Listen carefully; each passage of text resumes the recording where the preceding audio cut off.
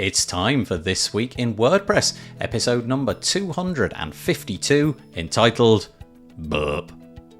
It was recorded on Monday the 15th of May 2023. My name's Nathan Wrigley, and I'll be joined this week by Remkus de Vries, by Katie Keith, and Paul Halfpenny. It's a WordPress podcast, so, we talk about WordPress. First stop, WordCamps are changing. They're going to be more about one particular topic into the future. What do we make of that? WP Accessibility Day is looking for speakers, and there's a very comprehensive article about what it is that they're after and the fact that you're going to get paid. We have a couple of pieces about block-based themes. First up, Frost is launched by Brian Gardner via WP Engine, and also Jonathan Bossenger is going to be building a block-based theme in the open. It's called Sendig, and he wants you to join him as he goes about building it over the days and weeks to come. We spend a bit of time talking about the Webby Awards and really, what are they trying to promote? Doesn't seem to be accessibility, at least. We also talk about the fact that Yoast has got a new leader, and then we get firmly into the discussion about AI, Google's new AI products, and the fact that Spotify has had to kick a load of songs out of their playlists because they've been created by AI. It's all coming up next on This Week in WordPress. This episode of the WP Builds podcast is brought to you by GoDaddy Pro, the home of managed WordPress hosting that includes free domain, SSL, and 24/7 support. Bundle that with the Hub by GoDaddy Pro to unlock more free benefits to manage multiple sites in one place, invoice clients, and get 30% off new purchases. Find out more at go.me/WP Builds. Hello, good morning, good afternoon, good evening, and wherever you are in the world, good that. And I hope that you're going to be with us for the next 90 minutes or so. We generally tend to drone on about WordPress, but today we're going to be droning on about WordPress and AI because that's become all the hotness, and I'm really fascinated by it and also terrified by it at the same time. This is This Week in WordPress. You've got to episode 253. We're always joined by some fabulous WordPressy people, and this week we have Remkus. Remkus, yes, I got it the right way. How you doing? Let's just put the spotlight on Remkus for a moment here. Look at that. Look at Remkus's new get-up. Isn't it nice? Remkus, last time he was with us, had a more pedestrian background, shall we say. And today, what's going on, Remkus? What's all the deal? No, some of us have to evolve, and this is me evolving. I don't. I just stay exactly the same. So Remkus is a WordPress performance specialist. He's a podcaster and a YouTuber, and you should probably subscribe to his newsletter. Where do we do that, Remkus? How do we find out about your bits and pieces that you're doing these days? I think it's in my my name here in the stream, but it's ramk.us. Is that what we're looking at now? I'm looking at something slightly different. This is your new podcast. That's the homepage for my podcast, but the collection site of all links, so to say, is ramk.us. Nice. That's a nice URL to have. Very handy. The funny thing is, I've had it for almost 10 years, that domain. And just never done anything with it. Well, I had a URL shortener on it. It's still active there, but I never used the index.php, which I'm now using. So yay! What are we looking at here then? Because I know that recently you've had all sorts of different forays into different careers, and more recently you've decided to put out some WordPress content specifically around a podcast and some YouTube content and what have you. I'm looking at remkus.devries.fri. And this is that's the U. Oh, is it FRL? I apologize. It's my poor eyesight.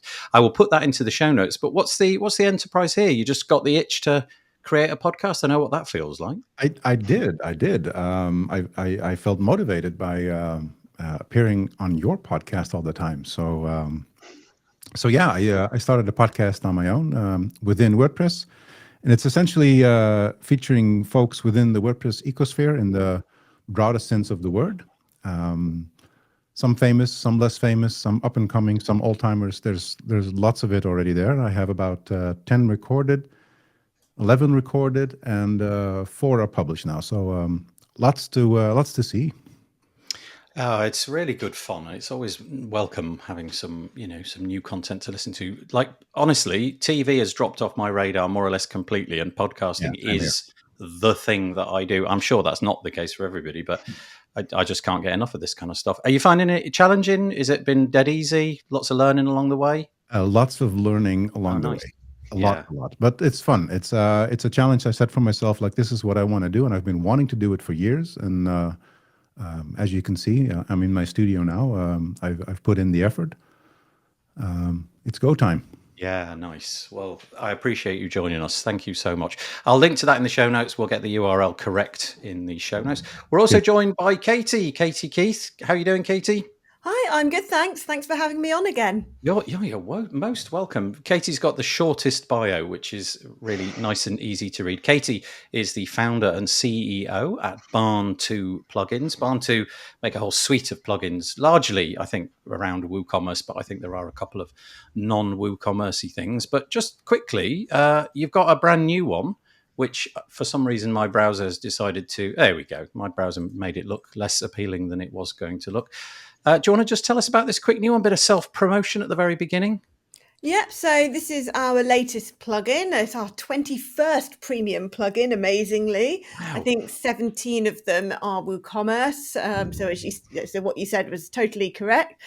This one is a fairly simple but useful plugin, which basically adds the ability to choose variations and quantities on the main shop page and category pages.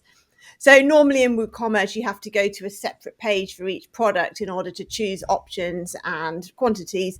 And our plugin brings those options onto the shop page so that it's more like one-page shopping, a much quicker way to buy.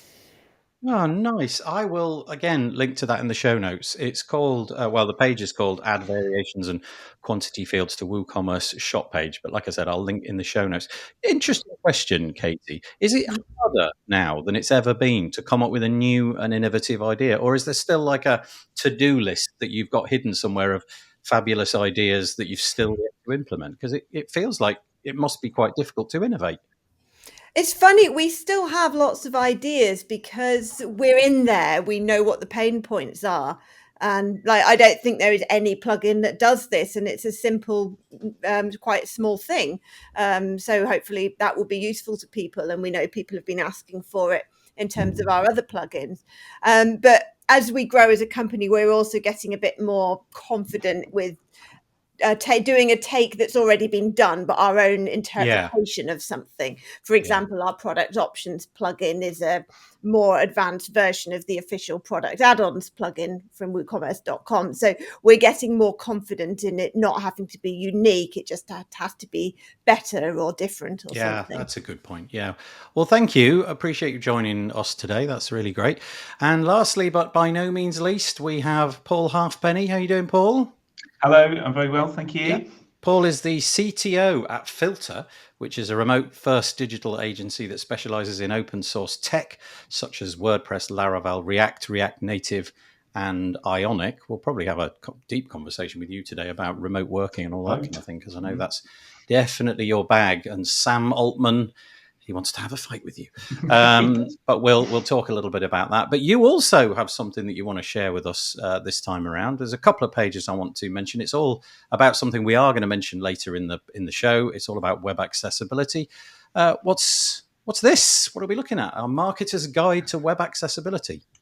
Yeah, we've just started a new enterprise series of guides kind of positioned at CMOs and marketing leaders. And it's about trying to help educate them on subjects such as accessibility, performance, core web vitals, personalization. So this is the first of the guides that we produced. Next one is personalization, which should be going live in a couple of weeks. And we've put together some resources on our website just about tools, audits, how we do accessibility, things to watch out for in WordPress as well. So, and we're currently working with another company to produce an accessibility plugin as well. So that's in the middle of development. So we're looking forward to launching that in a few months' time. Nice. Again, if you want to download the Marketer's Guide to Web Accessibility, I will link to it in the show notes. But Thank you. yeah, thank you for joining us. Really appreciate it. And a couple of comments have come in, which is always nice. First thing I want to say, though, just a bit of housekeeping. If you do fancy joining us, or rather you want to get your friends, colleagues, relations, cats, dogs, hamsters, guinea pigs, or leprechauns joining us, then send them to this URL, wpbuilds.com/live. I was lying. Don't send the leprechauns. Nobody likes them. wpbuilds.com/live. And if you go there, you've got to be logged into Google because it's YouTube comments. If you are crazy enough to be using Facebook, then you need to do this. There's a little extra step. If you're on our Facebook group or something, you've got to go to chat.restream.io/FB. Otherwise, Facebook, in a remarkable show of like privacy, don't allow us to, see your avatar or username. It's about the only privacy thing they appear to care about, which is unusual. But you have to do that if you want to leave a comment over there. And do drop in your comments as the show goes on. We do try and get as many of them on the screen as we can. Let's start off with Cameron Jones, who's now in Brighton. He's moved all the way over for 6 months, I think, to play cricket. I actually think he's here to play cricket. And he's in Brighton. I saw him in all of his cricket whites, a photo of him the other day. Very nice to have you with us, Cameron. What was that? What did you say, Remkus? You heard me. I really didn't. I was talking. I said, what is cricket? Oh, yeah. It's a sport played. Don't even go. It takes 5 days. Cameron loves it. That's all we need to know. Rob Cairns also joining us. Hello. He says, thank you for joining us Monday morning, people. AI, what else? Indeed, Rob. That is basically what we talk about.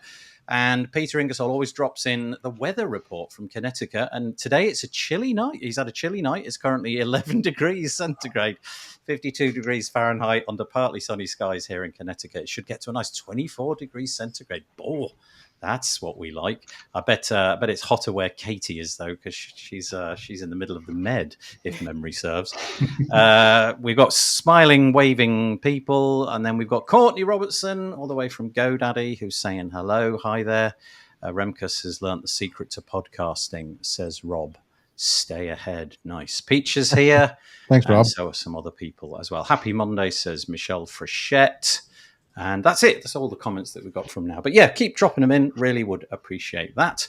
Let's get on with the show. The first thing to mention is that we have a website. It's called wpbuilds.com.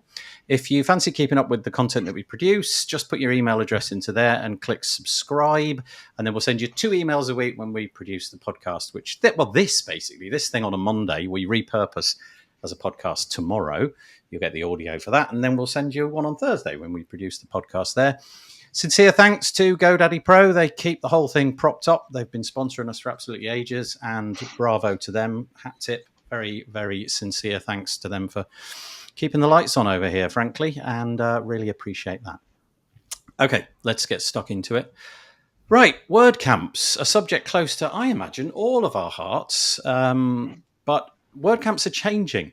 Sarah Gooding writing this week, following on from some announcements that came from WordCamp Central. I believe it was Angela. Is it Angela Jin? I want to say Angela. Yeah, Angela Jin, saying basically that the format of WordCamps is going to change. During the pandemic, for obvious reasons, it just dropped off a cliff. The interest kind of maintained itself a little bit online, although I'm not sure how many of those we were all able to stomach, turning up to the online events as the only opportunity. Now they're back in person, but I don't think they're back with the kind of numbers that we had prior. You know, if you're looking at 2018 and 2019, those numbers I think were significantly greater. The attendee numbers were greater. The actual events that were put on, there was lots more of them. So the question really is, well, how do we get this revived? How do we bring it back? And so what they've decided to do is put the whole WordPress WordCamp event thing into a jar, shake it up and see what comes out. And the idea really is to have smaller events, so meetups and that kind of thing, with a different single focus. So rather than it just being the normal formula of show up, there'll be a diverse range of WordPress topics, plus possibly a contributor day or afternoon or something like that. The idea is to go deep on a particular area. So that could be, I don't know, something like workshop, says here, workshop on conferences, networking events. Not quite sure how that would be different from just going down the pub, but there you go. And this is what's being proposed. You can imagine some people love it, the idea of doing one thing and doing it really well. A lot of people are thinking, actually, hold on, I like how it is already. Can we just leave it alone? I should say that there's not really any talk of changing the flagship events. And by that, I mean WordCamp US, Europe, and Asia. I think they're immune. They're just still going to be in the format that we've got going at the moment. But yeah, big changes afoot at little WordCamp and meetups and things like that. And Remkus, we probably should have said in the intro that Remkus was one of the founders of WordCamp Europe many years ago, and he's been involved in the team. So he's got a lot of history and a lot of, no doubt, interesting thoughts about this. Did you read this, and what did you think about it? I read it, yeah. So to my knowledge, the goal that is outlined here has already been expressed prior to the disappearing of offline events. So it's as far as I know, it's a long-standing wish. And I think there's two important components here. It serves a crowd that prefers to have a single focus, which I think is, if you start counting, is the larger group of people we could target. It's also the group I don't think is coming to meetups and WordCamps at the moment very much. And the second part is where there's the crowd that wants to see a diverse set has been catered to for the last. So if I look at WordCamp Netherlands, which I also co-founded, the very first 3-4 editions were very focused. Focused on bloggers, focused on developers, focused on whatever we at that time thought was good to focus on. That sort of has blended into a generic WordCamp. And we're now seeing the wish to ourselves as well to sort of specifically go into different topics as well. So WordCamp Netherlands this time in September will have a focus on e-commerce and page builders, for instance. So I think that makes a lot of sense, but I think we need to also be very careful that we're not splintering up too much, which is I think the largest concern here. If we're focusing on a particular group, we're not focusing on another group. So if the goal is to get as many people back to inside of meetups and WordCamps, then I think it needs to be a mix of the both.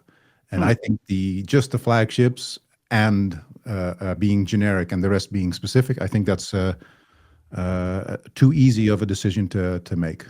I think it needs to be more than that sort of split. Do I agree that there should be more focused types of WordCamps? Yes, absolutely. The idea that it has to be a couple of hundred people is something that's never been the intent, right? There's been a WordCamp, I think 25 people, 50 in Ventura, California, probably 10 years back. Yeah, and that's a good example of what it also can be. It doesn't have to be a behemoth like WordCamp Asia or WordCamp Europe. That's never been the goal per se. The goal has been to connect, at least from your WordCamp Europe perspective. The goal has been to connect to people, the hallway track. So the networking part, I like. That's something that needs to happen more anyway. It has good points, but it also has downsides. So it kind of depends on what your ultimate goal is. If the ultimate goal is to reach the crowd that you're not reaching so far, this might be a way, but I think it should be a complementary thing, not necessarily an exclusionary thing. I think I probably missed that point. Sarah pointed out in the article, I should say also, that Sarah Gooding was the person that wrote that article, and I will link to it in the show notes. She made the point that, the intention was to find new people who perhaps haven't showed up so far. So maybe that will work or not. Paul, I want to turn it to you, if that's all right, because obviously being somebody that's in charge of a bunch of people, Do you send people to these kind of events? In other words, do you reach into your pocket to pay for them? And are you more likely to reach into your pocket to pay for an event where it really does, like the topic just coincidentally aligns with what your agency are doing? So we've seen web accessibility maybe is a new thing for you or a thing that you're going to focus on. Are you more likely to focus your staff going to, I don't know, an event in Holland or Italy or something where web accessibility or something in your copybook is going on? I think we're sending a big group. I'm one of that group going to WordCamp Europe this year. So there's 9 of us going.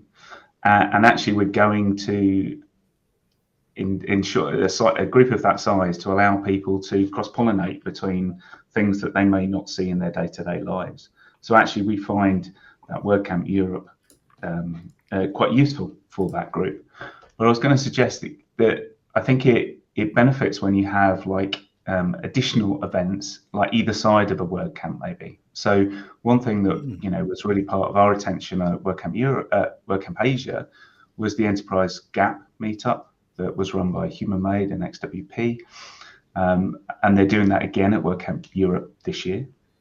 And I think there's also events taking place around AI, and they might be online events, but I think that's where they could be add-ons to what already happens at WordCamp. I don't think we'd send that number of people to a specific event, like just an AI for WordPress event. You might send a couple, but actually the bigger WordCamps are great for sending a wider range of people. So project managers, developers, client people, and getting them to go to different talks and different things. Some might be going to ones on content, some might be going to ones on development, some might be going to ones on culture, and that's really important to us. Thank you. Same question really to Katie. Obviously, Remco's just mentioned that, was it Netherlands WordCamp, the one with the WooCommerce focus? I apologize, Remco, I forgot. Yeah, that's WordCamp Netherlands. Okay, so the WordCamp Netherlands is going to have a focus on WooCommerce, and there was one other topic as well. Are you more likely to send, Katie, some of your staff to that one because that seems right in your wheelhouse as opposed to something generic? It would depend on the location. For me and many other people, I believe, the main value of WordCamps is the networking and meeting people, learning from people, building partnerships, connections, learning from other people, all of that. And so it mentioned in the article networking only events, and I'd actually be more interested in that than a topic specific event, because you can learn about topics in so many different ways through online resources and things, whereas the meeting people in person is I'd say the unique thing about WordCamps. So I'd be more inclined to send my team to a WordCamp that covers everything or was just networking. So for example, there'll be 7 of us at WordCamp Europe this year and 2 at WordCamp US. So we tend to choose the flagship ones where the team members are. So I'd be more interested in enhanced networking opportunities, which they're not really doing at the moment. They're letting it happen organically. So, for example, years ago in, I think it was Paris in 2017 or something, they had a speed networking event. I think it was organized by Tribe, as they were then.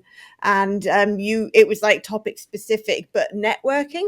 So they had a marketing people networking, a product people networking, accessibility people networking, and so on. So you could network with people that were interested in the same things as you. So for me, that would be more valuable than going to talks about particular topics, for example. Yeah, interesting. Remco, you mentioned it would be a shame if it splintered everybody. Just from our little round robin here, the 3 of you, it does sound like you've got slightly different agendas in all cases. So yeah, we'll have to see how this works out. To be honest with you, I think I like Katie because it's just me essentially, and I'm just looking for content. I go there to record people content. It really wouldn't bother me which one of those it was. I could probably attend any of those and that would be fine. But I get the point that A, where you are, you don't want to put people on long distance flights if you can avoid it, but B, the topic. We'll have to see how this works out.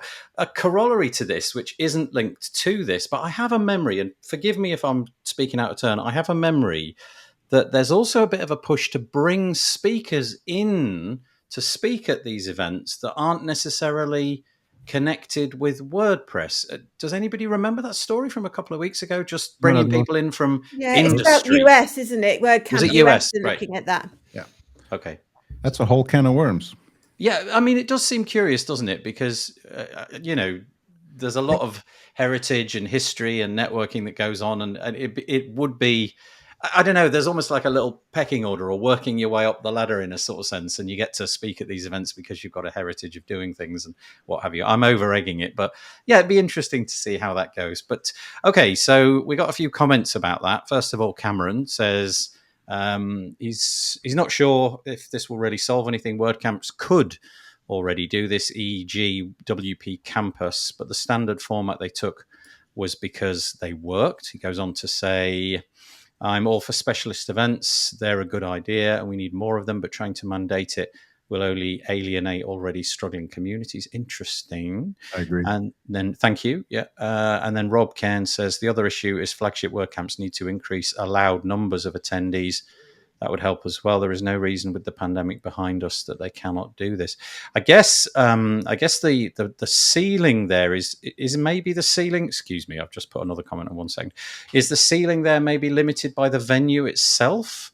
So, for example, at WordCamp US, they had a ceiling, but that was the pandemic, wasn't it? They kept it at 600. But I think that in WordCamp Europe, there was a ceiling of, just how many people that building is allowed under its, yeah. And then David. Hi, David. I don't know that name, so forgive me if I say it wrong. David Lutz.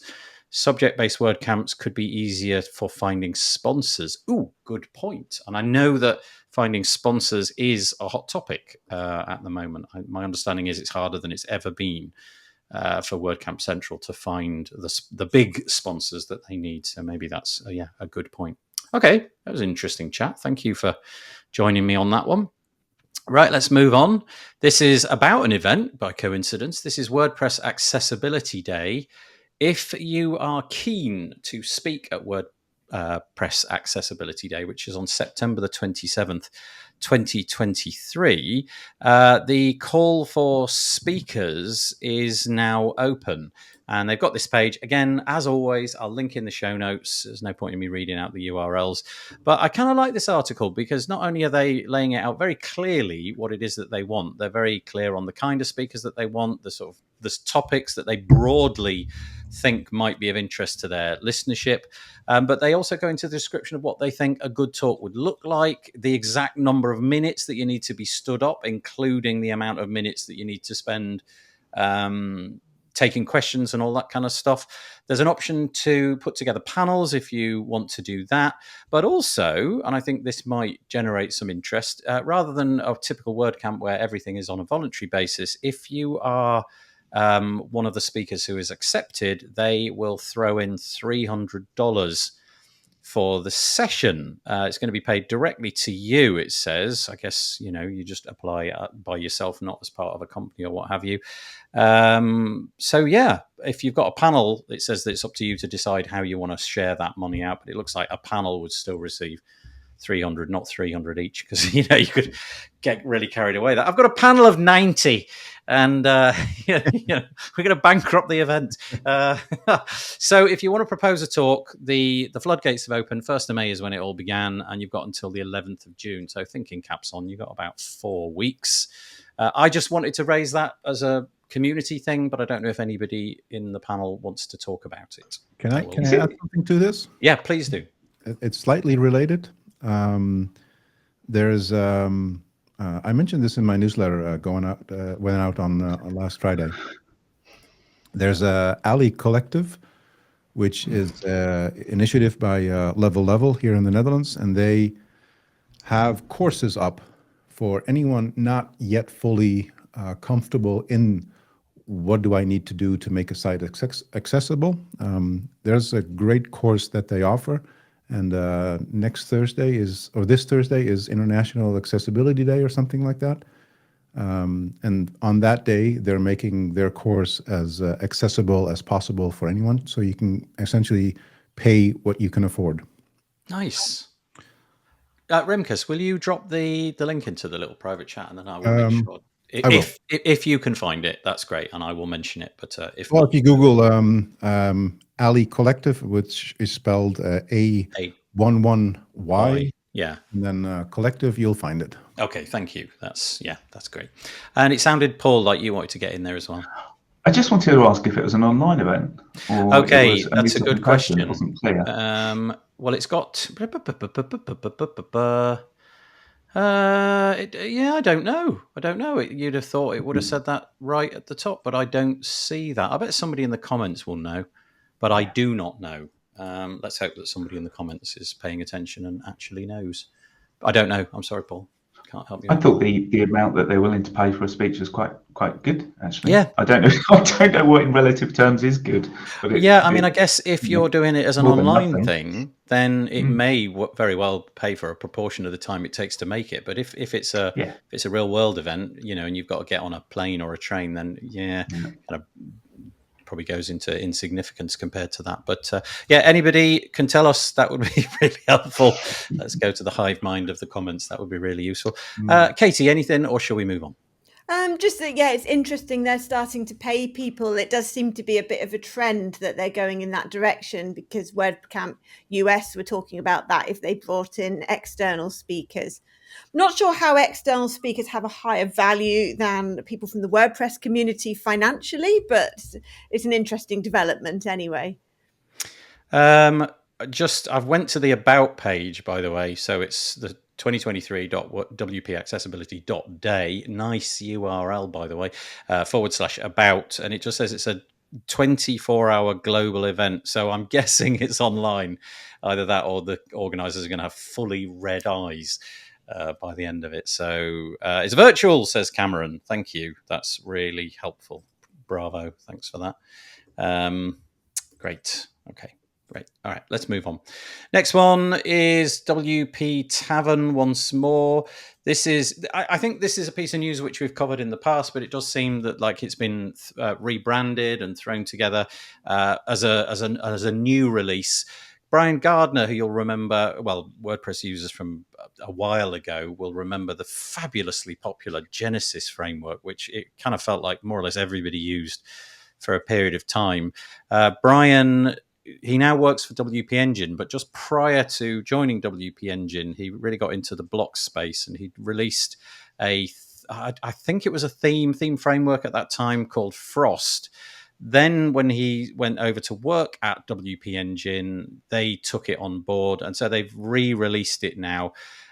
He had it as a paid offering, and now my understanding is it's completely open source. You can get the entire thing, and it looks like a really, really nice, credible offering. If you want to get yourself a site up and running, it's fairly opinionated in its design. I don't know if you can see the screen, but lots and lots of 90-degree angles and bold colors, butting up against bold colors, so blacks against whites against really vibrant blues. There's a lot of options in the, I want to say customizer, but the site editor to sort of just change these globally.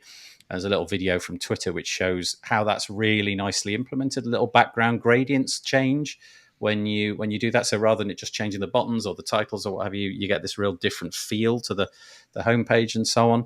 So anyway, it's out. It's released with a ton of patterns. I think there's about 40 for 35 something. Oh yeah, there you go, 36. And if you are looking to get into block-based sites, this looks like a really nice way to go. Bravo, Brian. Bravo, WP Engine. Open to the floor. Remkus, Katie, Paul, anything to say? I think it's always been free for first off, and it's very complete. But I think I think it's a beautiful way to learn how to actually build full site editing themes. Same goes with the one Mike McAllister released. Ollie WP.com. Love that one as well. Beautiful. Yeah. So between the two, these two, you have a lot to learn, and you'll end up producing great functionality as native to WordPress as you can. Yeah. He says here that Frost was so this is Brian in the comments. He said it was initially launched as a paid theme in the summer of 2021, but I don't think it lasted for anything more than a matter of weeks. So it kind of went on. I've never seen the paid version. Yeah, I don't think it. I think he was picked up by WP Engine more or less immediately. He was on this show talking about it, and then it felt like the next time he was on the show, he was employed, and it was only a few weeks later. Apparently fairly lightweight. There's something somewhere in the comments. Somebody inspected it all and there was very little, 90 lines of PHP, 300 lines of CSS, and then the theme JSON file. So a lot of heavy lifting done by very few lines of code. Paul, Katie, anything? Yeah, I was just going to just echo what Replica said in terms of learning. That's the most important thing as we kind of navigate into the block-based era. You know, one of the things that we've been doing over the last couple of years is bringing people up to speed in the best way to do this. And it's still a continuing pattern where we, you know, it's useful to see something and then learn from it rather than having to go through the documentation yourself and try and work it out for yourself. You know, and I think what Brian does is brilliant. I think the attention to detail is incredible. Yeah. And you know, it's quite minimalist as well, so you can build upon it and you can leverage it. So absolutely great that it's out there. And the more resources that you can, you know, I find it easier to go and find something and go, okay, how did they do that, rather than trying to work through the documentation myself. It's kind of interesting. Remkus mentioned this other one by Mike McAllister called Ollie. I'm gonna put it up because I think it's really curious what he's done here. So this is his theme. It's called Ollie. Well, I don't know if it's called Ollie WP or just Ollie, but the URL is Ollie WP. It comes with so many patterns. Yeah, here we go. There's just like this carousel on the screen. Sorry if you're listening to this, but there's a carousel of all of the different blocks, as a block patterns that he's throwing together. Again, beautifully designed, very, very nicely done. But if you look at his homepage, something curious about that, rather than sort of show off about the theme, kind of interested to see that he's actually showing off about full site editing. So the learning piece is obviously really crucial to Mike because he's showing the Gutenberg UI as part of building it. So he's showing the styles panel and he's showing all of the blocks lined up and how he's done it. This is really great. He's got it on GitHub at the moment. I don't know if he's got a plan to put it into the repo, but at the moment it's on GitHub. It's already submitted. Great. The same goes for Frost as well. I think that's supposed to end up in the WordPress theme directory as well. Right. Anyway, just another beautiful project. So Frost is Brian Gardner's, Ollie's is Mike McAllister, and they're both worth looking at. I linked to Ollie's in last week's show notes, but we didn't really talk about it, so I won't link to it again, but you can go to last week's episode if you want to. Katie, anything to add? Yeah, well, I was impressed about them making it free and in particular refunding the people who previously paid. I'm slightly less impressed now you've pointed out that it was only premium for a matter of weeks because it was probably only one or two people or something. But the sentiment is good that they're proactively contacting people and refunding them because the resource is now free. So I thought that was good.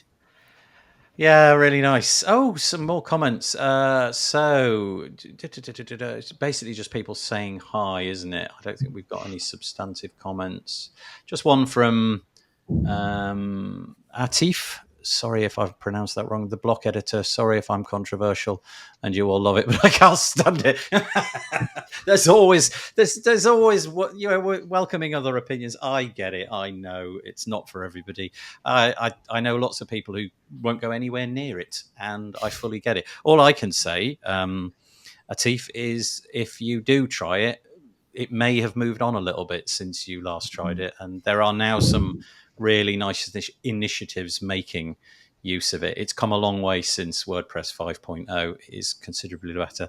That being said, caveat emptor, if you want to do full site editing or just site editing, it still has a lot of limitations. You're probably still going to get more mileage out of that tried and trusted classic theme for things like, I don't know, menus and stuff like that. But okay, there we go. So that was Ollie and Frost. We're on to another block-based theme. This is just such an interesting project. I had to mention it. This doesn't exist, but this is a project which Jonathan Bossenger from Automatic wants to exist. And I'll just paraphrase. Jonathan does a lot of the content over at learn.wordpress.org. And one of the pieces of content that he wished to do in a live setting was he wanted to make a block-based theme. But being Jonathan, he was quite upfront about it, and he said, "I'm not a designer. So I could build a theme, but I think essentially what he was saying, reading between the lines, of nobody will want to use it because it will be fairly ugly. And so he tweeted, or he social media'd something and said, can somebody who's better at design than me give us a hand? And he got a reply. He got a reply from Emily Rapport, and I don't know if that's Rapport or Rapport, but she came back with a bunch of designs, and you can see them on the screen. Beautiful, like a lot of things offset, like at quirky angles, but really nice designs. And so Jonathan, over the next period of time on his Twitch channel, I don't know, I haven't got the link to the Twitch channel. It's probably embedded on the page in here somewhere. He's going to slowly but surely, hour by hour, build this out. And so if you want to be like Mike McAllister and you want to be a little bit like Brian Gardner and you want to build your own block-based things but haven't a clue where to start, then Jonathan Bossenger is going to help you out. He reckons it's going to take quite a long time, as it's just little slots here and there and everywhere. He's hoping to have it finished by the end of 2023, which is great. But it's going to be a long project in little tiny chunks, which is probably the best for everybody's brain. But he's going to call it Sendig, and it's going to be a new block-based theme, but it's going to come slowly but surely. I just thought that was a really curious initiative for people. I mean, I don't do block-based themes, but if I did want to do it, I kind of like the idea of hanging out on a weekly basis with probably the same handful of people. We'd probably end up cracking jokes and wasting loads of time, but it would still be quite nice as a little enterprise each and every week. I think this is such a cool little project. Over to you if you've got anything to add. I think it's really interesting. It kind of proves that not everybody can do everything in WordPress. Yeah, I think sometimes there's just this idea that if you use WordPress, you should be able to do everything. You can design and you can develop, and there's a lot of people that can do that, but not everybody can. And you need somebody with, specialist design skills sometimes to come up with the thinking, And, when you started Filter, Paul, yeah. I don't know if you started Filter, but when you were at the beginning of your freelancer journey or agency journey, how many times did you tell the client, I can do that, and then leave the meeting and go, I have no idea how I'm going to do that?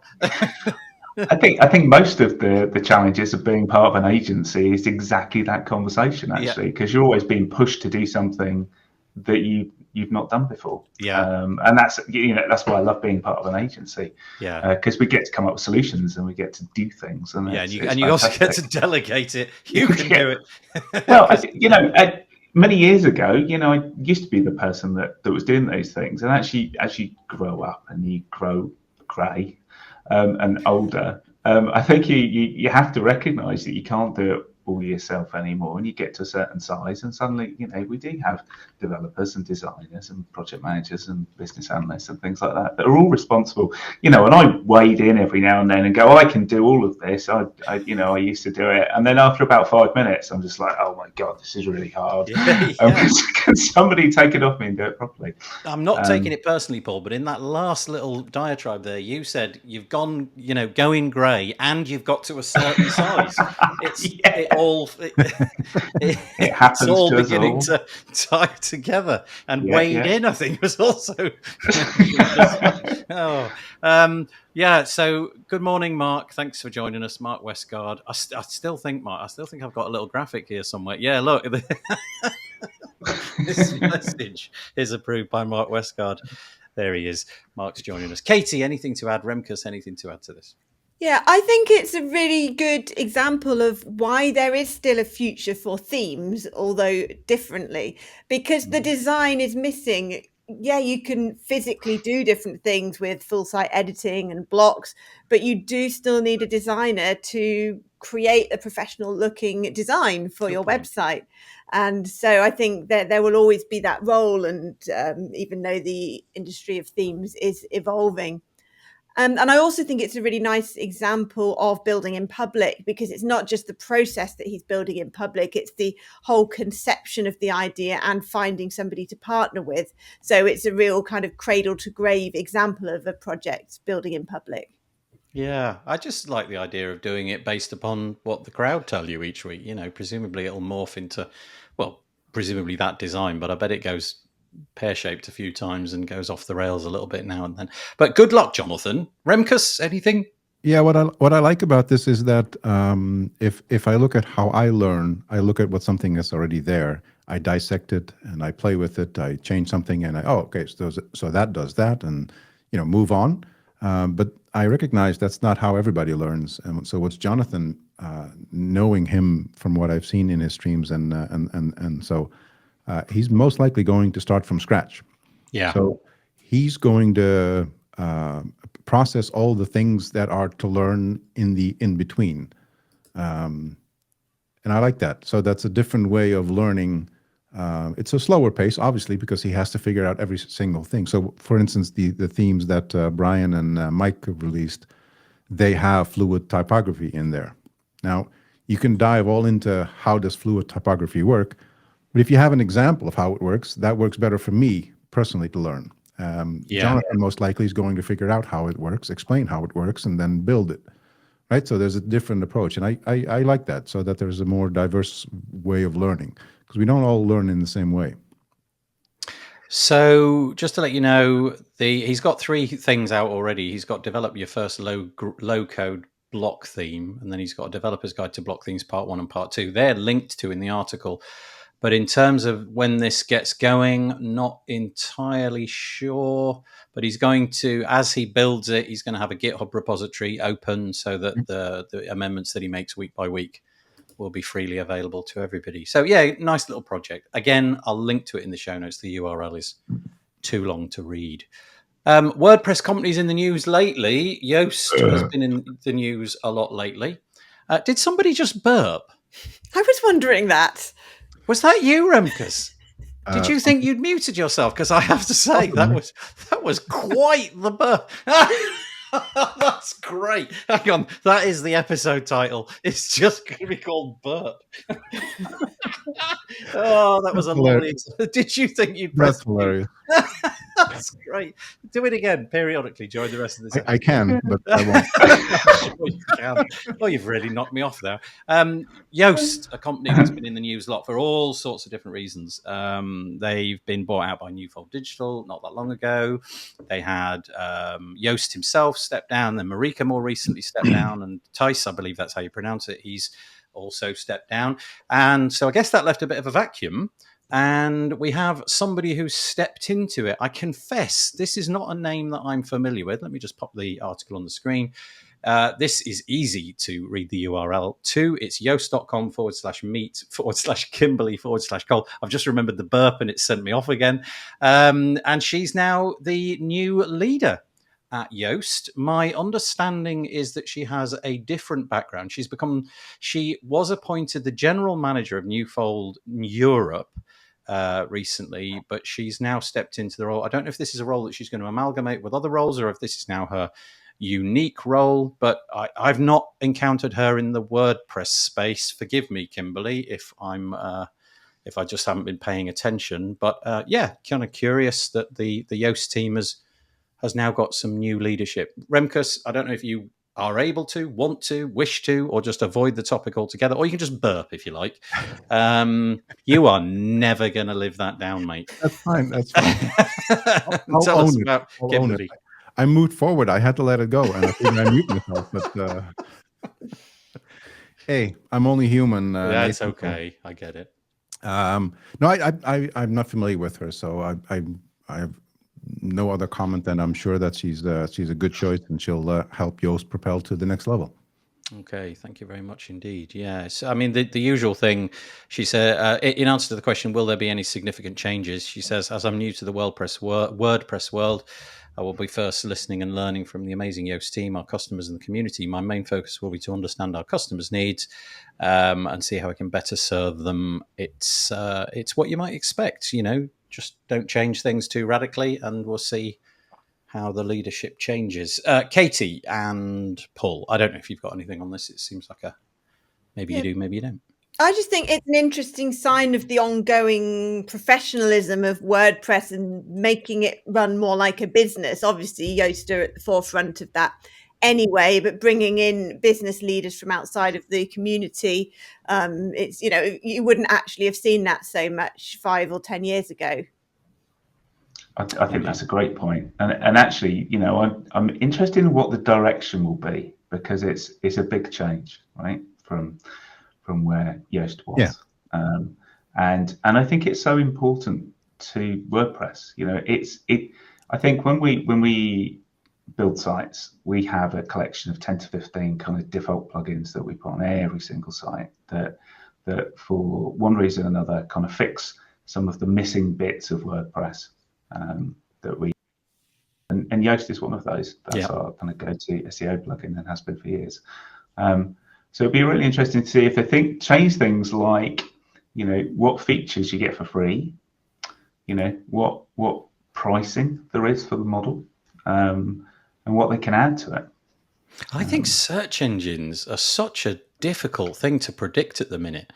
I think for the last decade or more, it really has just been chasing the algorithm and trying to reverse engineer what the algorithm is doing and then creating a product around that. I just really don't know what search is going to be like in the future. And I don't know whether it'll be a search engine list or whether it'll be some kind of chat interface. I use a search engine now. I've decided to just bin Google for a bit and see what that does to me. And so I've paid for a search engine called Neeva, which is Neeva. I've mentioned it a few times on the show. They've been scraping the internet for 5 years, and they were doing the AI thing before Bing got ChatGPT and all that. And so you type in something, and then it would create this unique AI paragraph with footnotes to where they'd scrape that particular content.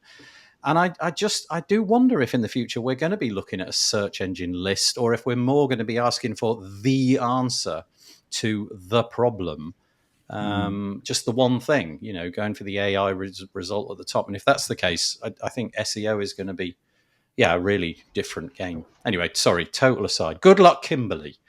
And and then we've got some just laughing emojis. I wonder what inspired that. Cameron can't stop laughing. And WordPress, yes, this week in WordPress. Let's go with that. Jonathan Courtney says, just going back to that previous piece, Jonathan is also starting into an entire learning pathway for developer curriculum for Learn WP. Okay, so not just one thing on the go, many things, including a whole slew of things. What are you doing now? He's going to hijack the rest of this show with his bodily noises. You've got a roadcaster. You could fill that little pad up with all the noises of the circus. Yeah, exactly. I should have used that one. Yeah, I was thinking of other ones. Bodily noises. Right, okay, let's move on. Okay, so every year? I think it's every year. The Webbies come around. It's a bit like the Oscars for the internet, and there's always a whole load of things. But I just thought I'd show a few things off. This is a piece on WP Engine's blog. It's called WordPress Wins Big at the Webbies. I don't know if WordPress did win big at the Webbies or if it was just designers of websites won big at the Webbies, but I'll just show you a couple. And I don't know. I'm really conflicted about this award or these awards, because as I'm about to show you, the sites, I don't know, maybe I'm being uncharitable. So here's one, right? So here's one. We've got one called GiveAGradAGo, and this is what it looks like, giving it a demonstration there. Fairly... as you'd imagine, it's a bunch of rows, and to me, it looks like, a respectable website. But there's no sort of whiz bangy stuff. So there's that. Then another one was called RCA Records. This is kind of quirky. Have a look at this as you move around your map. I mean, that is quite an interesting little effect. You really have to be watching it. But as you move around, the sort of the typography changes. If you move left and right, the width and the spacing of the fonts changes. And if you move down, you've got lots and lots of, I'm going to say, stuff which Peach and Neri, from a UI UX perspective, she'll be like screaming at the screen at this point, because you don't seem to have any agency as to whether or not this scrolls or doesn't. We've got videos in the background. We've got scrolling text and all of this kind of stuff. I mean, look, text moving around, and we've got a transparent header and all of that. And then there's another one here called AI Model. We'll be talking about AI Model. And this, very importantly, has 3 squares, which you can move around on the screen, and it makes the photo look different. So I don't know what to make of this. I mean, okay, I guess it's a bit like an award ceremony for the music industry or something. The pushing the boundaries is going to get the results. But what do you think about this? Is this the right enterprise? Are we rewarding things here just because they look glamorous? I do wonder what the accessibility requirements of these websites are. I don't know, but anyway, bravo to the companies that have won. But I just don't know what to make of these awards. I bet everybody wants to avoid this topic. Actually, just to push, we won a Webby once. I know it was an agency I used to work at. I didn't work on the project too much. I'm not going to take any claim for it at all. It was for Yoast Sushi. And it actually, I think, it was one based on how we approached the menu and delivered the menu, and creatively, it was quite nice. Looking back, it was, not accessible in the slightest, I don't think. But it seemed like a vast award ceremony, with a gazillion categories, and we won a very small category on hospitality sites or something like that. It was nice to do it. It was nice to get. But does it give your agency a bit of a leg up in the same way that, let's say, you won a Grammy or you won an Oscar, you are kind of more or less guaranteed work for the next decade, aren't you, on the back of that, or at least sales for the next decade? Yeah, it didn't work for that agency. No, okay. But, I mean, it was really nice, and it was something to shout about. Agencies like live and die, particularly in the creative industries, about which awards they win, and D&AD, black pencils, things like that. That's really important to the reputation of the agency. Is the Webby a thing you have to pay for to enter the? Oh, is it? I don't know. Probably. Because I know of most of these types of awards, you actually pay for the thing, and you kind of get awarded the payment instead of. Oh, is it one of them? They're really dodgy, and they create a category for everybody who would pay, basically. I don't know if this one is, but I know a lot of those awards you see agency claiming they've won. I know quite a few of them are, just pay $3,000 and you have an award. Oh, I see. I think this is different. Yeah, this has been going for a while. It's a big thing. So this is pretty global. It's interesting though, because I do wonder. Sorry, apologies. Sorry. I was just going to say that there are those things around, and actually, I think that's why the bigger award ceremonies are quite important, because it stands you out, because it is industry recognised. Yeah. I just wonder what the incentive is. In other words, are we looking at a website which is beautiful if you are fully sighted and have access to a mouse and all of the normal conceits of a web user? Or I wonder what the kind of experience would be for any of this for somebody who was using, I don't know, assistive technology. It'd be kind of interesting. And I wonder what the goalposts are. Peter Ingersoll makes the point that he's quoting from the website about the Webby Awards. The Webby Awards is the leading international award honouring excellence on the internet, end quote. And then his pithy comment is, I don't think so. Oh, yeah, that's right. We do an award ceremony every year on WP Builds where if you pay us, you will win. But we proves the point. Yeah, hang on. Wait, it's not as bad as it sounds. You don't pay us anything. You have to give the money to Big Orange Heart, and then you have to send us the receipt. And if you send us the receipt, then we'll guarantee you win whatever segment you want. So you self-certify. Like, I don't know. It might be greyest WordPresser or something like that. Remkus's category is now sealed forever. But you burping seal. Yeah, that's right. You donate money to Big Orange Heart, send me the receipt, and then I will stick you up. We do it every year. We have done for 2 years. And so, yes, you buy your way into victory, but that's Can I the say deal. For the record? Yeah. Can I say for the record, that was a mild burp, like that was on the low end. Yeah, redecoration is required if you do the regular. The regular It really is not. Honestly, we're never going to live this down. So yes, we do that kind of thing, but it's for a good cause, and you know what you're getting into at the very beginning. So I'll be raising that probably a little bit later in the year to raise money for Big Orange Heart or whatever charity is going at the time. So that's the Webbies. You can go and look at that. I'll link to it in the show notes. Right, okay, it's time. We've had just about an hour, and we haven't really mentioned AI very much. So now's the time. Probably the rest of the show will go into this.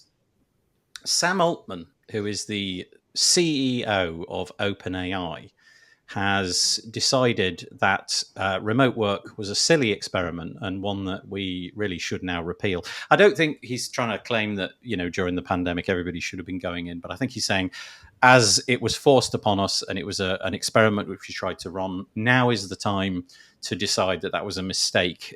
This article, which I'll link to, it's over on Fortune. Hey, by the way, little trick.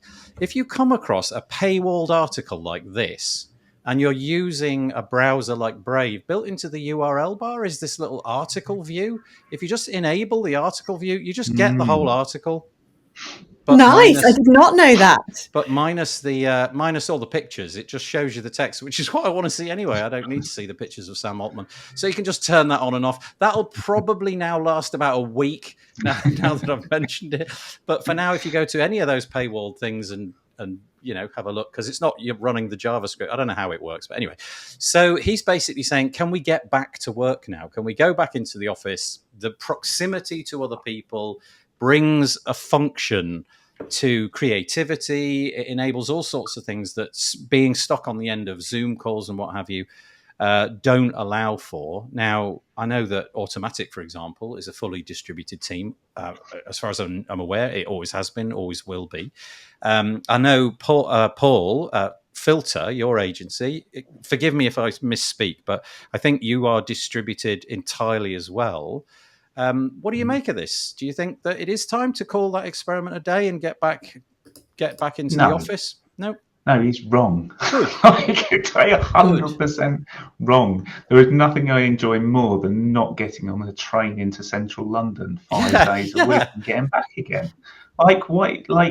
It was a really nice time when we used to commute into London. I worked in Paddington, I worked in Soho. It's a nice place to be, right? I get that. It's fantastic. We used to say when we were there, we'll look back on this in a few years' time or 10 years' time and go, we used to work in the middle of Soho. Like, how amazing, go out for a beer after work. And I watched a lot of films on my tablet going backwards and forwards. But I used to leave the house at 7:15 in the morning. Sometimes before the kids had got up, I didn't see them go to school. And that was to get into work by 9. It used to take me an hour and a half door to door. By the time you walked to the station, got on the train, got on the tube, then walked to the office, it's an hour and a half, right? And then I ended up leaving earlier and earlier and earlier to get back home for a decent time. So even if it leave at work at, 5:15, you still wouldn't get back to almost 7 at night, by which, again, you've missed your kids' lives. And I just started doing less and less of it before COVID. And when COVID hit, I was like, come on, we're done. Let's go remote first. Can I ask how do you combat? Because I can imagine that if you put a bunch of people into a room and they're creative people and they've got to do creative work, whether that's coding or designing, what have you, I imagine there is some truth in the fact that just the fact that they're all bumping together in the same room, sparks will fly that might be difficult to create elsewhere. How do you create that atmosphere? How do you do that online? There's trade-offs. I'm sure Katie will know this as well with her team. But I think we have regular stand-ups. We have daily stand-ups for each of our projects where everybody's coming together to talk about issues, and that happens every single day. We are on Slack a lot. We do a lot of Google Meet meetings. We do a lot of Google Zoom meetings.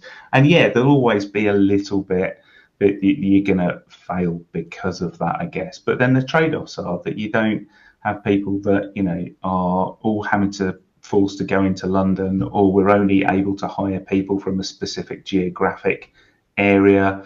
And it just works better for us. I value the time outside of work as much as I really enjoy work, right? And I do a lot of work outside of work because I'm genuinely interested in what I do.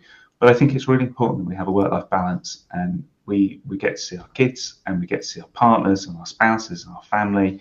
And I just don't think it's worth the time spending on a train going to London and back. Yeah, just quick back of the postcard calculation. You've saved 60 hours a month. Yeah.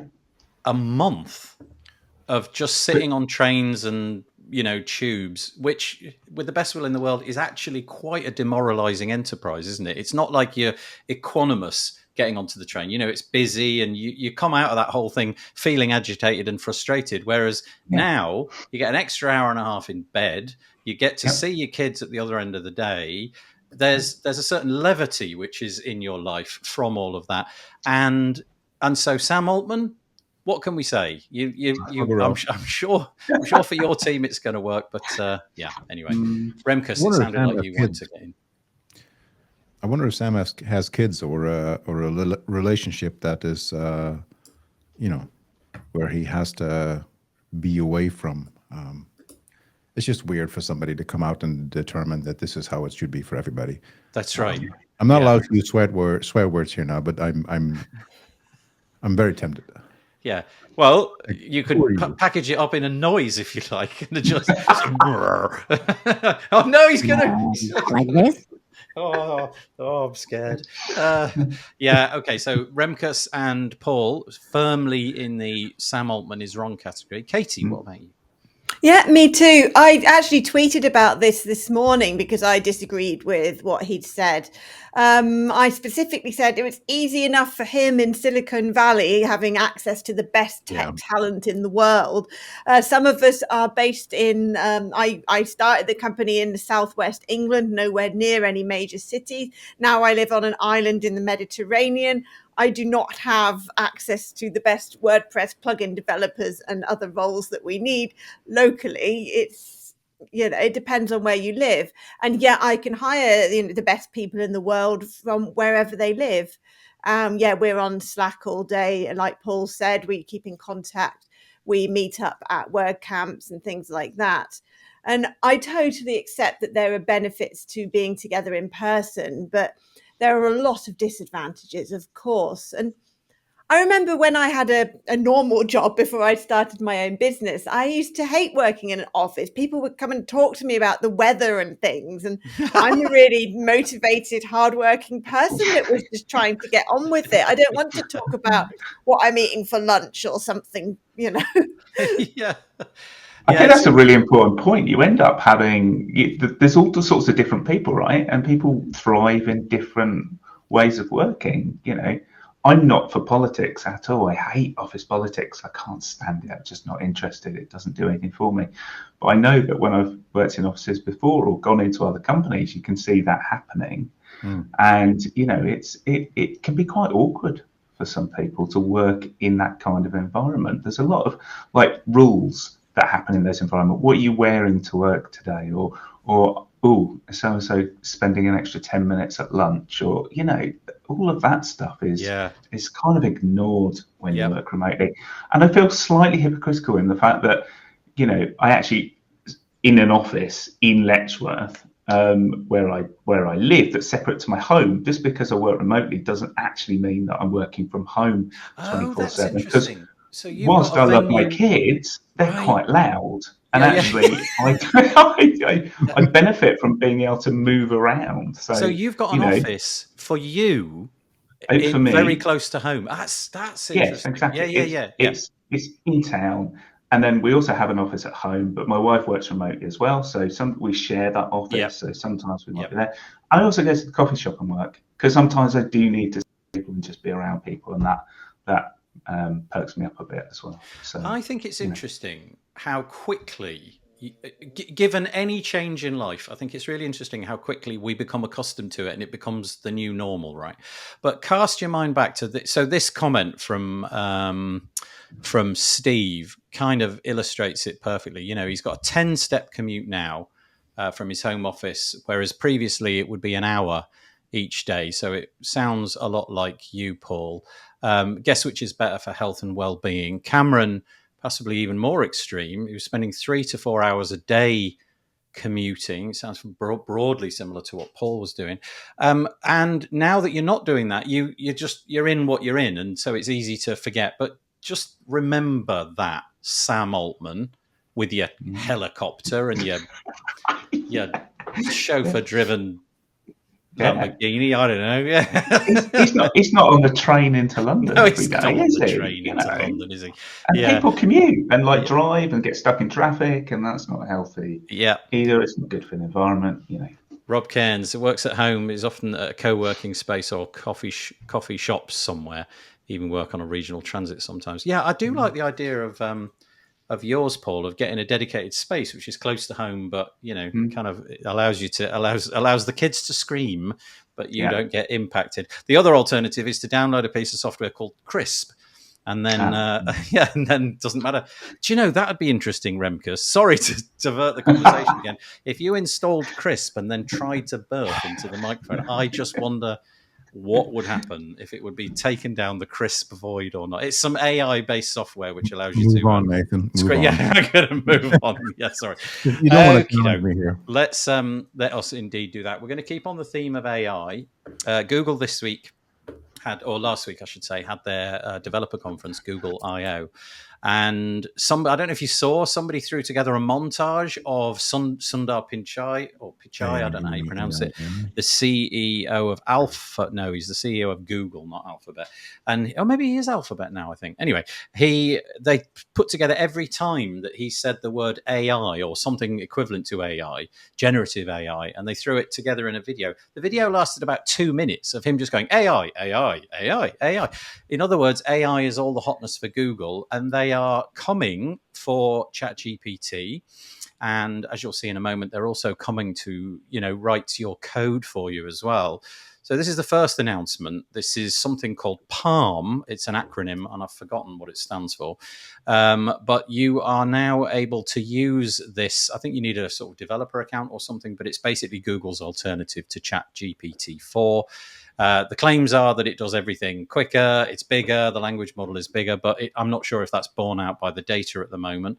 But the point is, if you thought ChatGPT was good, there's now a rival good thing, and you just wonder how quickly these two things are going to compete against each other, because ChatGPT-4, I think, has probably had a 6-month head start and has wowed everybody, and that's the only thing that we've been talking about. Whereas now we're going to have these two things, presumably in tandem, just trying to out AI each other and kill us all the more quickly. And then there's an article that I'll link to showing you the Google developer docs. And then this is probably the more interesting piece for people who listen to this podcast. They have got an AI coding assistant, which is either called Cody or Studio Bot. It's been likened a bit like GitHub's Copilot, except that rather than sort of completing code for you, you show it something and you ask it to iterate on it and give you suggestions for how it might be improved. I think the idea of this is that certainly on Android at the moment, if you're an Android developer, you just tell it what you want it to do and it goes from the ground up and you iterate from there. So the conversation that we have every week is something along these lines. Are you fearful for your jobs? Katie, are you fearful that in a year or two's time, it'll be relatively straightforward for anybody to speak into a chat bot and say, I want to be able to, take the WooCommerce plugin that you mentioned a moment ago, basically describe from the text on your homepage for that plugin what you want to happen. And a chatbot like this will give something plausible, fairly decent back at them, therefore kind of undermining all the hard work that you've been doing. So I'll hand it over to Katie first. I'd say no. It's the execution. All the plugins are GPL anyway. Anybody could take our code and either make a few changes or legally credit us in it and release it as their own. It's all about the execution, the marketing, the positioning. Things like theme testing as well. With the Express shop page plugin, we had to make sure that it would work on all themes. I'm not sure how a chatbot would have done that sort of level of rigor in the testing in different environments and everything. So I don't really see it. I see it as less of a threat than the people who are nulling our plugins and distributing them for free, which I don't see as much of a threat either, because it's all about the execution. Thank you. That's a good point, and not one that I'd given any thought to be honest. Yeah, good point. Paul Remkus. I see it as a big opportunity, to be honest. I think there's a lot of people that don't understand it. I think that's key, and I think a lot of people are struggling right now with understanding what sort of changes will come about, and obviously there's a little bit of fear around it. I think that will settle down in a couple of years. I think it's incredibly powerful in terms of what it can do, but ChatGPT only has data up to 2021. Google Bard still doesn't really tell the truth all the time. It doesn't do everything. I think it's a lot comes down to what data it's been trained on, and obviously Google has access to certain types of data that OpenAI doesn't have access to, and vice versa. I thought it was quite interesting that I don't think Google Bard was released in the EU, was it? I might be wrong. It wouldn't surprise me if you were right. That strikes me as exactly how it would be. Yeah.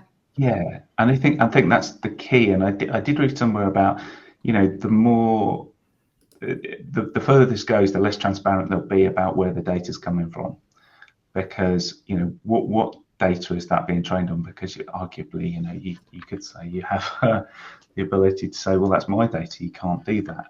I thought Pearson were really interesting. They came out and said that they were getting a little bit annoyed with people trying to use their course data to run AI models, and they were going to stop that and sue anybody that did, because that was their data. So I think ownership of that content is going to become a really core issue in the next couple of years. Mark Westgard, who knows a thing or two about this, he's put in, I am absolutely confident that AI will never replace the ability to build a complex plugin. Paul is right. There is so much misconception around AI. Yeah, thanks, Mark. Remkus, anything? I think we're in the middle of it, and we need to recognize that we're a very, very small percentage of the total. So I don't know how big it is, but I'm thinking 1, 2, maybe 3% of people out there having access to the internet actually understand ChatGPT and know how to use it in a way that is productive. So I think it's very hard for us to determine what we can and what we cannot do with it, given the rate of the progression we've seen in the last 6 months, and project that 4 or 5 years on. I think there's a lot of stuff that can be replacing stuff that we do. But having said all that, I fully agree with Katie in terms of it is your own unique interpretation of what you can do with it that makes it a valuable thing or not. Whether Google has decided to jump into this as well, but I'm very curious what Amazon's going to do, what Apple's going to do, because it's not just going to be the two that we see now. And with that, I think there will be a long list of opportunities, more than there are threats, but there are threats, absolutely. Yeah, I think one of the concerns that I have is that the fact that the big players at the moment, so Google and OpenAI, and probably the ones coming around the corner, like you said, Remkus, Apple, presumably Amazon, and a variety of others, I imagine, they're based in capitalist systems where the intention is to create profit. And I do wonder if the race to create things which might get out of hand or can be misused by people who have nefarious intent. And we've already seen certain things where people have been able to derail the guardrails that have been built into OpenAI just because they're ingenious and they want it to do things which it shouldn't be allowed to do. And that strikes me as potentially something which we need to get a hold of. So, if somebody were able to, I don't know, with the help of a chatbot, be able to use CRISPR or something to alter the gene structure of human beings, that doesn't strike me as a particularly great thing to allow any human to have access to. But given the race to do it, I wonder how impressive the guardrails will be. Yeah. I think the need. So globally, I think the truth is really important. And there's a trial going on at the moment around Tesla, and they're talking about Elon Musk saying something about full drivability of the cars and whether it's safe or not. And I think the lawyers for Tesla came to the table and said, well, we can't really prove that he said that, even though there's a video of him on the internet saying it. And their legal argument was, deepfakes are so good, you need to prove that he didn't say it. Wow. So and whilst I think the judge has gone, no, don't be silly. I think it's a really interesting point. You get to the point where, things like that, and you can see it with the Screen Actors Guild, what they're doing at the moment in terms of striking the contracts that are being put in place where, you might sign away your rights for your voice to be used in perpetuity. Right. Yeah. Because you have starred in one film, for instance. I think that's where the biggest danger is. I think for people like us who work and build things, there will always be a job there to do. It's just that your job might change slightly. So, as an SEO consultant, for instance, rather than going and finding lots of links in a manual search, you might stick it to ChatGPT and go and find me some domains that I can get backlinks to do. And actually, you're learning how to use the models for the people that don't know how to use it. So it just becomes like an easier way of doing your basic standard functional tasks. But like Katie said, it's not going to be able to invent something that Katie's team could do and go, do you know what, there's something missing there and we can fill that hole. And if we add this amount of imagination that we can bring to the table to do it in this way that's different to everything else. Yeah. That's the real benefit of human ability and imagination. Yeah, there's always room to be sanguine, isn't there? So yeah, that's helpful. I do think that having the idea, that is the unique thing. Understanding how you want to implement it comes from that. But the actual building will most definitely be something you can start portions of in an automated way. And as we progress, that will become more and more automated, because it doesn't make sense to write something just because you know how to write it if there's a tool that does it for you in exactly the fashion that you do it. So if you have, we're right now working with AIs that have a data set that we have no control over. But what if we have a data set that is entirely fed by us? So whether that's writing content or whether that's writing code or anything else really, but that AI learns how we do things, how we look at things, then there are way more patterns in the things that we do than you realize. And an AI can extract that. And that is something, that portion of the work is most definitely going to be more and more automated. And that's inevitable. But the uniqueness, how you interpret it, how you build it, what you have included, what not, what thoughts behind it, the UX, the UI, the whole thing. Could an AI come up with something? Sure, but you need to have it very, very well instructed in what it needs to be. But it still can't think of something new other than learn from patterns and go like, okay, I can see it over here that they have it, but you don't have it. So if I see that idea here and present it to you, it may look like something new, but it is not new. Yeah. It's kind of like the Industrial Revolution, isn't it? Yeah, in a way. Where factories took off in, I also wonder Britain. how it's going to be just part of a news cycle. I don't know, 5 years ago it was all about Bitcoin, and then it was all about the metaverse, and now it's all about AI, and maybe something else will come along which will pique our interest. Thank you for your comment, Barry. He says AI is great for solving simpler coding issues. Copilot is a great example of how it works to aid me as a developer. If you're a configurator, only do simple coding, I'd say AI will replace that fairly soon. We've also got him carrying on more complex systems. Plugins will be fine for a long time. And then we have a counterpoint. Krishna says, we have seen how social media has affected us. AI is more powerful than social media, just beginning to think about 5 to 10 years from now. I read a really interesting article this week, actually, and I can't remember the nuance of it, but it basically went like this. Somebody a journalist used AI to discover the contents for an article that they were writing about an individual.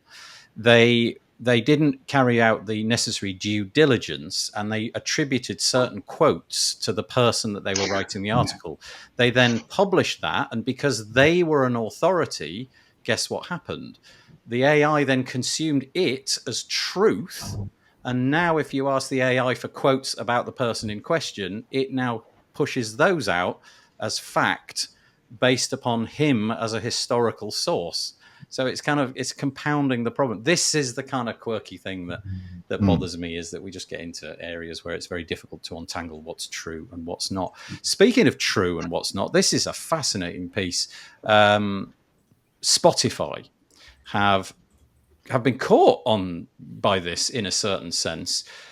This just didn't seem to be something. This is so left field. I just didn't imagine this as a story, but here we are. Spotify ejects thousands of AI-made songs in a purge of fake streams. So, to paraphrase, some people have been just promoting AI to create songs for them, and then they've been putting them out into Spotify as original works. I don't think they're claiming that they were written by an already bona fide artist. I just think they were pushing whole albums of content and getting listens. And because they were getting listens, a proportion of the royalties went their way. I doubt anybody made a great deal of money out of it, but it's just fascinating that Spotify had to intervene because they got the big platform. And if loads of people...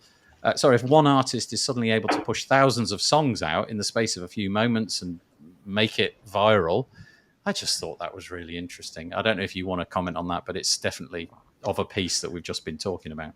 People are going to game it. Yep. Well, here you go. Yeah. Yeah. I think this is how... Sorry. No, after you, please, ladies first. It says that the main thing they were purging was that they were using, the people that are uploading these fake songs were also using bots to add fake listening figures. So it gets worse. Yeah. To be trending. And so I think that was the main motivation. So I'm not sure what their stance is on AI generated music generally if you're not gaming it. Did any of you see, again, getting back to Google, did anybody see I can't remember what it's called. It's called something like Google LM or something like that. The Google AI, which they launched in a little while ago, but demonstrated it in Google I/O this week, where it's a little bit like ChatGPT. You just give it a text prompt of the kind of music you want it to produce, and you wait a matter of seconds, and it produces it. And in a sublime bit of cool internet wizardry, somebody made a video and they did it. And then they clicked the button and they were videoing the whole thing. And then they pressed generate, waited a few moments, and then Never Gonna Give You Up by Rick Astley was played. It was pure genius.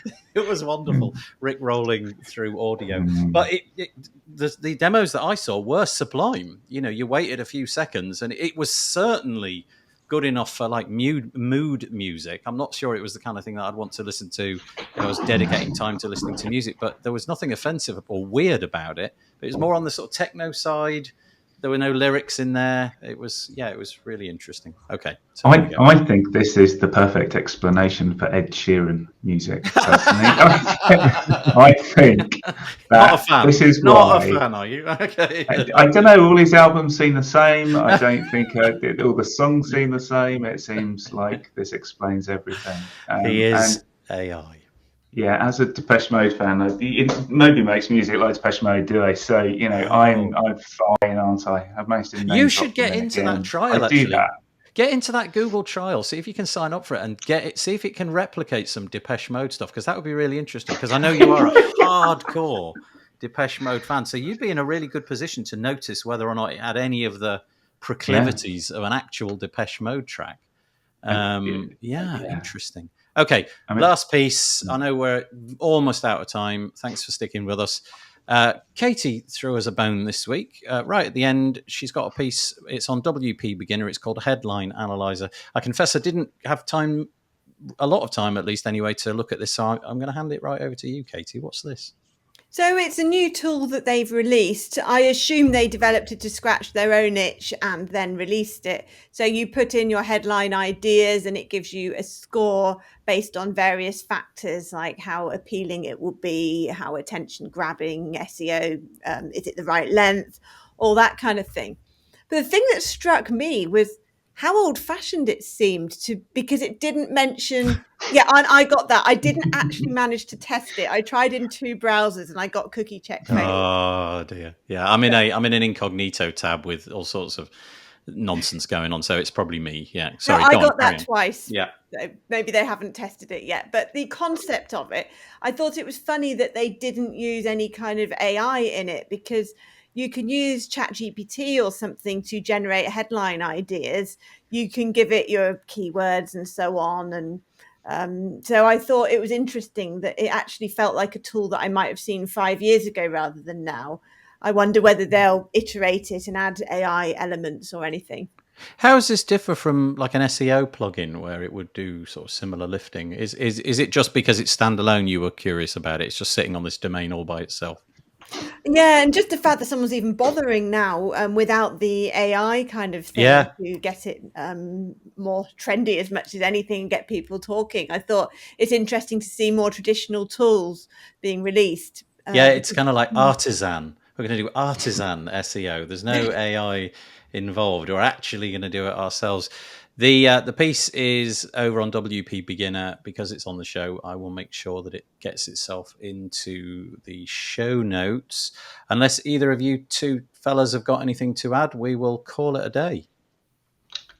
The only thing I was going to add is just like the cost of people using AI, because everybody will want to used to put your own API key in, and using the API costs money, and there's a load of tools being thrown up around this. I just wonder how many are actually being used in anger and what people are paying, that kind of thing. There's a slight difference between using ChatGPT and using the web interface to get it to create some text for you, or using DALL-E for images. But I just wonder if people are using it and spending money. Yeah, I've put in my API key into a bunch of tools on OpenAI just to see, but I'm not a heavy user, but I've probably had 100 different prompts.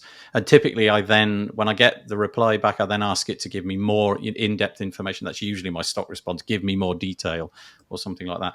And I think so far with 100 or more prompts, I think I've racked up a 6 US cent bill. So it's killing me. It feels like a lot. It feels like a lot, but that's text. But I presume as soon as you start getting into, here's an image, okay, iterate on the image and another time, and give me it in, I don't know, high definition and all of this kind of, I imagine that does start to ramp up. But I use it a heck of a lot more. And I am paying the plus thing for ChatGPT. Yeah, me too. So I use it a lot in spreadsheets and stuff like that. So I combine stuff and see what it says, and then value that, and then move. So I have like lots of chains of generating stuff. Some of it is SEO. So for those of you listening, that's probably the first thing you want to see where you can use it. But there's a lot of different types of solutions you can play with that require you to really bulk generate a lot. And in those scenarios, it makes sense to have a paid account where you have a faster response, ChatGPT 4 now with the plugins and the live URLs and all that. It makes sense. I don't know if I'll keep it. I don't know. I can't. I live in Europe, so I can't play with Google's version just yet.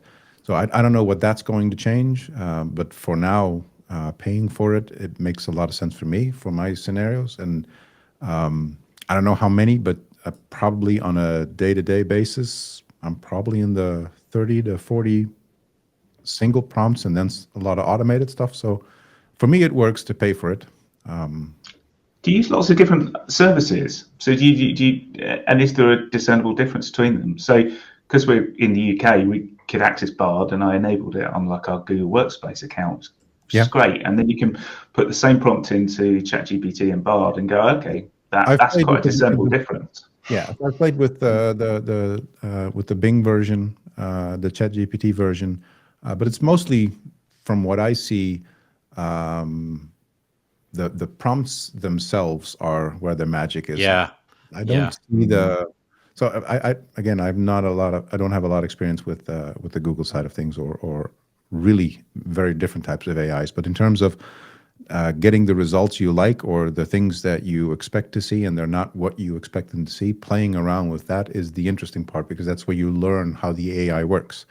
A lot of people think that the AI part, the artificial intelligence, is like a literal thing. There's zero intelligence. There's absolutely none. It does what you ask it to do, and it does it because it knows how to read patterns. That's it. The intelligence in my book is something that we're adding to it. I don't think it's I don't think it's a live intelligence as such. Katie, are you putting anything in your plugins? Sorry. No, it's good. At No, the just moment, really we haven't interested. come up with a relevant use case. I'm using it for a lot of marketing tasks, such as writing article outlines and things like that. And my developers are using some of the tools just for the small functions and things like that, which they'll then incorporate into the wider code. But we haven't come up with a use case for any of our plugins in terms of functionality that our customers can use. That we haven't, I don't know if we're a bit slow or whether it doesn't seem relevant, but we haven't found any particular AI features that we felt would add real value to our plugins. Some people AI always is a ahead of subject the which is curve, going to aren't keep they? on giving. It's when AGI comes around that we need to worry. But as Rimkus says, when we're nowhere near that yet. What's AGI? AGI is artificial general intelligence, and that's the mark where right. you can just give it any random task and it will figure it out. So basically, it imagine a human baby. They can just figure, and over time they can just learn without being instructed to learn. They just learn. There are some already. I and in my that's newsletter called godmode.space. okay. If you look at that there's some really neat stuff happening, but it's not as powerful as you think it could be. But it's most definitely more powerful than people generally know how to do with prompts. Yeah, it's Are we at Terminator level? That's the question. Once we get to Terminator level, that's where we need to start to worry, right? Yeah, that's when we go with Sam Altman. We go back to work at that point. Get back on the bus and start commuting. We all commute to like a Scottish island or something like that and just all gather and fret. Right, that's it. That's what we've got time for. I realise I've kept you for a little bit longer, but I appreciate it. Thank you for joining us, Remkus and Katie and Paul. Hopefully you'll come back on the show at some point in the near future. Thank you to everybody who made a comment. The show is a lot better for the commentary. Peter, I realise you had a bit of a little moment there with the Webby Awards. Sorry, I missed those comments, so I didn't put them on the screen, but I did notice them, and thanks for your commentary. Appreciate it. One last little thing just before we go, the somewhat humiliating wave of the hands. If you're all able to give us your hands and give us a wave, I will make that the album art. That's absolutely fabulous. Thank you so much. We'll be back next week, and have a good week. Enjoy, stay safe. Bye-bye for now.